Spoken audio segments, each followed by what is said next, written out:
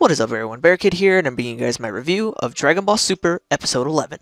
Before I go into this, I actually want to say real quick here is, yes, I know that my reviews are actually pretty late, but the good thing is my schedule at my job actually changed, so now I'll actually have Sunday and Monday off, and the good thing about that is now I'll actually be able to review episodes more easily, so I'll definitely be posting my reviews either on Sunday or Monday at the very latest. But anyways, for this week's episode. This week's episode was freaking awesome. I really liked it a lot. The fighting between Goku and Beerus was, well, funny at times. Was still overall pretty amazing overall. It's definitely the best fighting that we've seen in the series so far. The fight between Goku and Beerus on King Kai's planet was very silly, badly animated, and just overall not good. But this fight overall took a step forward, and a great step at that, for the animation in terms of fighting and how it actually looks, and the dramaticness to the fight itself was actually really amazing. One things I really liked was how Goku's fighting him, and Beerus throws this big blast, and Goku actually does something really strange. He not only catches it, but he also like squishes it. It's weird. Like, we never seen someone actually grab a blast and squish it down to a smaller size. We've seen them grab it, throw it away, or blow it up, but actually physically squeezing it down to the size of like a basketball when it was way bigger, but with his sheer strength and his sheer physical power was actually a pretty amazing feat overall to see, especially seeing as that blast was definitely the strongest we've probably seen so far in the series, seeing as it's from Beerus, the God of Destruction, first off. And actually, one thing I actually want to do as a comparison is, if you remember towards the end of Dragon Ball Z, Kid Buu throws a blast that Goku and Vegeta both state they cannot block. And it's definitely way more of the power needed to blow up the planet, and it instantly does so. And this blast is from Beerus, who is multiple times stronger than Kid Buu. It's not even a comparison. Beerus would destroy Kid Buu without even a fight. And Beerus throws this type of blast out that is obviously way stronger than what Kid Buu threw, and yet Goku's able to grab it and literally physically squish it down with his bare hands, which is just pretty freaking awesome to see. And then we also actually got some pretty cool insight on the actual transformation of the Super Saiyan God, when Gohan pretty much states that after they gave Goku their power, that they pretty much don't even have any power at all at the point, like they can't fly or anything. This isn't obviously permanent, obviously they're just drained, but it's pretty cool to show that even after they do that, they literally can't fly or anything like that. The transformation drains the people that help a Saiyan reach Super Saiyan God, which is a small but interesting fact. And then, obviously we see the funny fighting, where Goku's yelling in Beerus' ear, and Beerus pulls his nose, and like all that weird stuff. And overall, it was pretty silly, but overall, I still thought it was pretty freaking funny to see.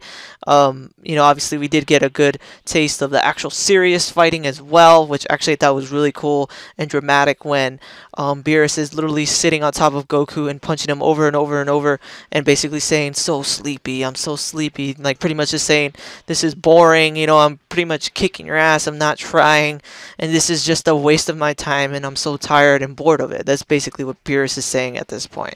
And Goku gets mad and knocks him off, and then Beerus basically states, "If this is the best you have, then you're not going to reach me at all," which is actually really interesting to see, because we know Beerus is unbelievably powerful. But even though, to pretty much say that, even though Goku has reached this new height of power, even then he's nothing to Beerus at this point, at least at that very moment. And then they fight a little bit more. Goku's pretty much no match for him. He does like those weird attacks where he like puts his hand on Goku's back or chest, and it like explodes, and then he literally physically hits Goku so hard that he flies into space, and they're in space. And then we see them talking, and then Beerus throws this weird planet busting spam, pretty much where these little blasts are strong enough to blow up the planet, and Goku has to block them with the giant Kamehameha.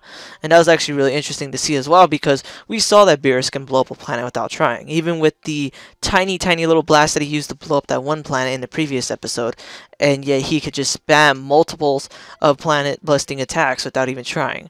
And then to show that Goku is actually strong enough to blow them all away with the Kamehameha is also interesting. And then we see Beerus literally like stab Goku in his chest, and it knocks Goku down. He falls down, and it looks like Goku's done. But then at the last second, Goku admits that even though he's so unbelievably outmatched, he's so excited to finally fight such an opponent, and it actually revitalizes him. He gets his power back, his stab wound is actually healed, and he actually goes back up to fight Beerus again for a round 2. And overall, this whole thing was really interesting. And then one thing I liked about this series, and one thing I like about this episode in particular, is that they showed that the Super Saiyan God's transformation, while it was depicted to be strong in the movie, it's even stronger in the anime.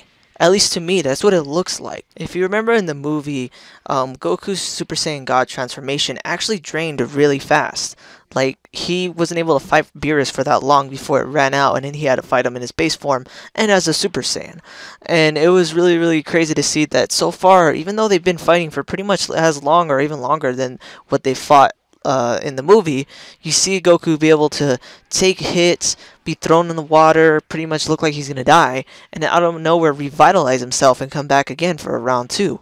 It's really interesting, and to me, it seems like the Super Saiyan God transformation is far stronger in the anime than it is in the movie. And, you know, I'm really excited for the next episode. But one thing I actually want to say before I end this video is one thing that I really hope someone can actually clarify for me is, why is the manga so different than the anime?